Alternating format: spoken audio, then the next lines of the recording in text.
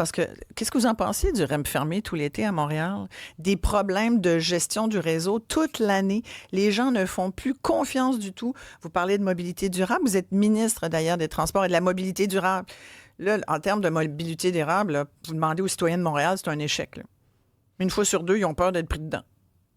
Non, je sais, ça a été très complexe, là, les tempêtes de neige qu'on a eues en février. Rappelez-vous. Ben, je m'en souviens. Et moi, mais vous êtes à Québec, nous autres, on est ici. Là. Moi, j'habite à côté. Là. Oui, je non, peux mais jamais je le comprends. prendre, jamais le prendre.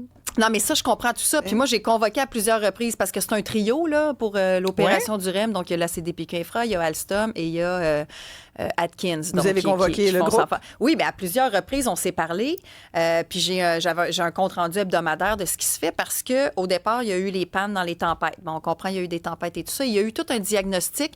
Et là, ils ont tout un plan de match pour remplacer les pièces qu'on doit remplacer puis faire en sorte que ça ne réarrive pas l'hiver prochain. Mais est-ce que vous les brassez un peu? Donc, on a des bonnes conversations, mais je vous dirais qu'eux en sont conscients.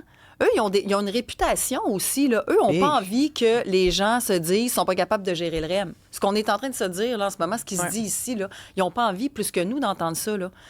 Alors, mais tu sais, puis je le dis tout le temps, ça aussi, puis c'est très important. Parce que là, on va mettre dans les prochains mois, on va mettre en service la prochaine branche du REM.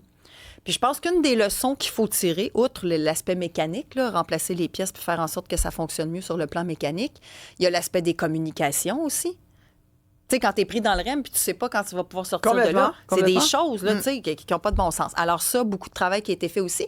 Mais je pense que pour la prochaine mise en service, il faut trouver l'équilibre entre notre hâte et notre impatience à mettre en service la suite du REM parce qu'on prend des engagements sur des périodes. Bon, on dit telle période, on va le mettre en service.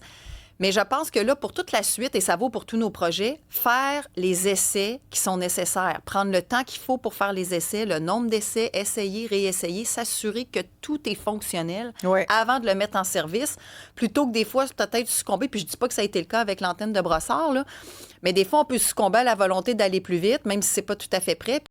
Cube, aussi disponible sur YouTube.